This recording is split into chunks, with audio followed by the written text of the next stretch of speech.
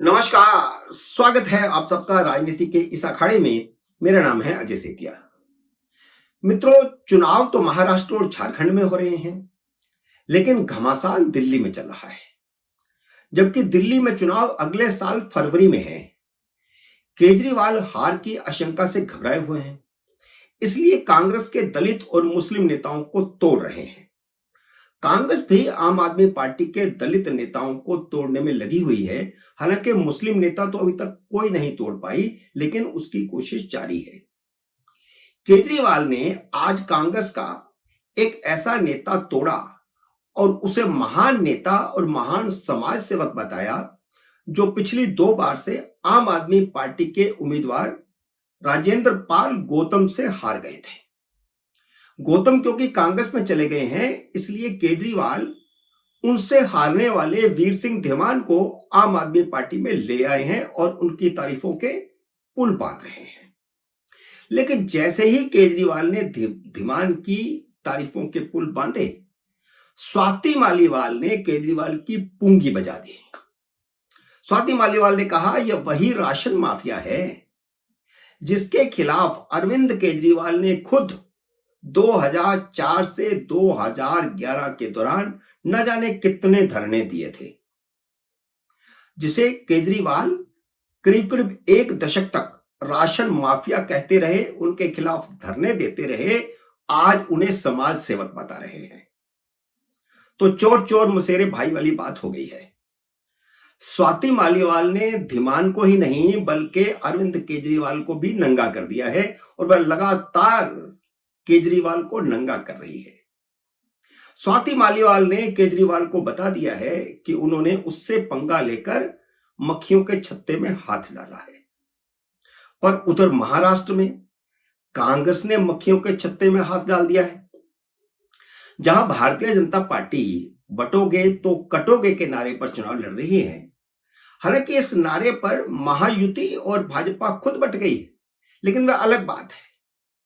हिंदुओं के एकजुट होने की आशंका को देखते हुए इंडी अलायंस के इशारे पर, यानी कांग्रेस नेताओं के इशारे पर, शरद पवार के इशारे पर मुस्लिम नेताओं ने भारतीय जनता पार्टी के खिलाफ मोर्चा खोल दिया है। All India Muslim personal law board के प्रवक्ता मौलाना सज्जाद नोमानी ने कह दिया है कि जो मुसलमान भाजपा को वोट देगा उसका हुक्का पानी बंद कर दिया जाएगा। उन्होंने सारे मुसलमानों को भाजपा को वोट न देने, इंडिया अलायंस को वोट देने की बात कही, महाविकास आघाड़ी को वोट देने की बात कही। यह बात ठीक थी, अपील कर सकते हैं। लेकिन यह कहना कि जो मुसलमान भारतीय जनता पार्टी को वोट देगा उसका हुक्का पानी बंद कर दिया जाएगा, यह चुनाव आयोग के दायरे में आने वाला मुद्दा हो गया है। इतना ही नहीं, बल्कि उन्होंने महाराष्ट्र के बाद दिल्ली में भी नरेंद्र मोदी का तख्ता पलटने का ऐलान किया है।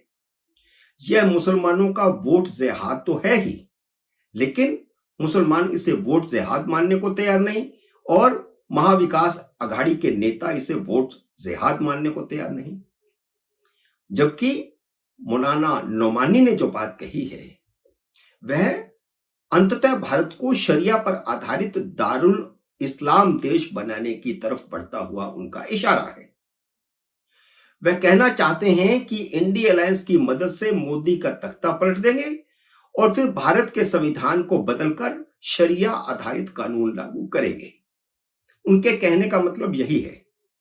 अब जो राजनीतिक दल संविधान की रक्षा करने के दावे करते हैं और संविधान को हर जनसभा में दिखा रहे हैं, उन्हें सत्ता में पहुंचाने वाले संविधान को कूड़ेदान में डालकर देश पर इस्लामिक संविधान लागू करने की बात कह रहे हैं। कांग्रेस समर्थक नोमानी के बयान के बाद से भाजपा कांग्रेस में सांप्रदायिक ध्रुवीकरण की जंग तेज हो गई है। वैसे अगर इसके जवाब में योगी का बटोगे तो कटोगे वाला नारा चल निकला तो महाविकास आघाड़ी को मुश्किल होगी, क्योंकि नोमानी ने भले ही 269 सीटों के लिए फतवा जारी किया है, लेकिन मुसलमान 288 में से सिर्फ 38 सीटों को प्रभावित करते हैं। नोमानी के बयानों ने महाविकास अघाड़ी को बड़ी मुश्किल में डाल दिया है। मुसलमानों की एकजुटता के जवाब में हिंदू एकजुट हो गए तो अजीत पवार के बिना ही भाजपा शिवसेना को बहुमत मिल जाएगा। अजीत पवार को मैं इसलिए अलग कर रहा हूं क्योंकि वह बटोगे तो कटोगे वाले नारे का विरोध कर रहे हैं। इसलिए कांग्रेस अब नोमानी के बयानों से पिंड छुड़ाना चाहती है क्योंकि हालात महाराष्ट्र के लगातार बदल रहे हैं। और इसके पीछे एक और बात भी है। 2017 में सुप्रीम कोर्ट ने एक फैसला दिया था। उस फैसले में कहा गया था कि कोई भी धर्म, नस्ल, जाति, समुदाय या भाषा के आधार पर वोट नहीं मांग सकता। अब यह लाइन तो हो गई नेताओं के लिए और उम्मीदवारों के लिए, लेकिन इस फैसले में अहम बात यह थी कि सुप्रीम कोर्ट ने यह नियम सिर्फ उम्मीदवारों पर लागू नहीं किया था। यह नियम अन्य नेताओं, चुनाव एजेंटों और धर्म गुरुओं पर भी लागू किया था। अगर कोई धर्म गुरु भी इस तरह की अपील करता है तो वह भी कानून के दायरे में आएगा। कोर्ट ने यह फैसला जन प्रतिनिधित्व कानून की धारा 123(3) के अंतर्गत दिया था। चुनाव आयोग चुनाव भी रद्द कर सकता है। सुप्रीम कोर्ट का यह फैसला 7 जजों की बेंच का है।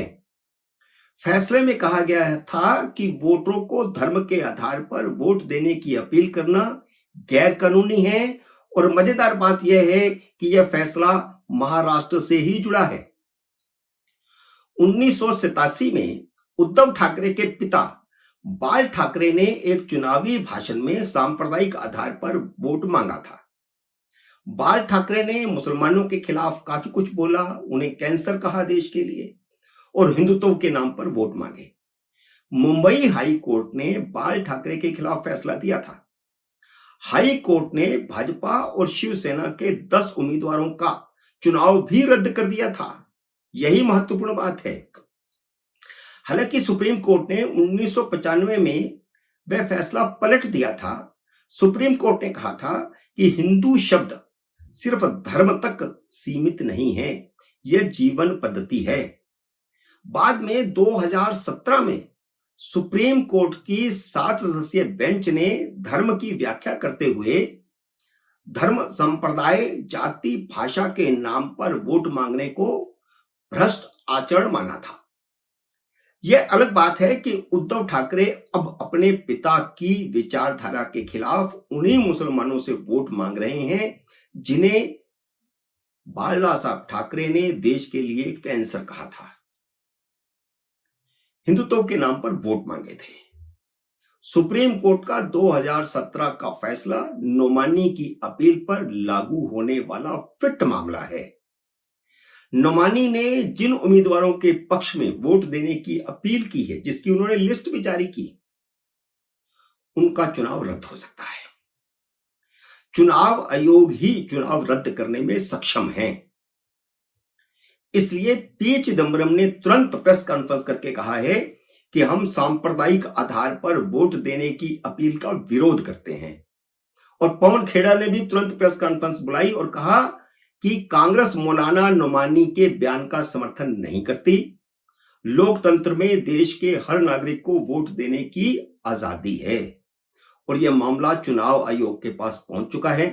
इसलिए कांग्रेस डरी हुई है कि कहीं चुनावों से पहले ही कांग्रेस की महाराष्ट्र में पूंगी ना बच जाए और यह फिर बात तो झारखंड पर भी लागू होगी। इसलिए कांग्रेस तो भयंकर डरी हुई है। हर नेता कह रहा है नहीं नहीं हमारा नोमानी से कुछ लेना देना नहीं, नहीं नहीं हमारा नोमानी से कुछ लेना देना नहीं। मित्रों, उम्मीद है मेरा ये वीडियो आपको पसंद आया होगा। इसे लाइक और शेयर कीजिए। अगर आपने मेरे यूट्यूब चैनल को अब तक सब्सक्राइब नहीं किया तो कृपया सब्सक्राइब करके अपना आशीर्वाद दीजिए। जल्दी मिलते हैं अगले वीडियो में किसी अन्य विषय के साथ। तब तक नमस्कार।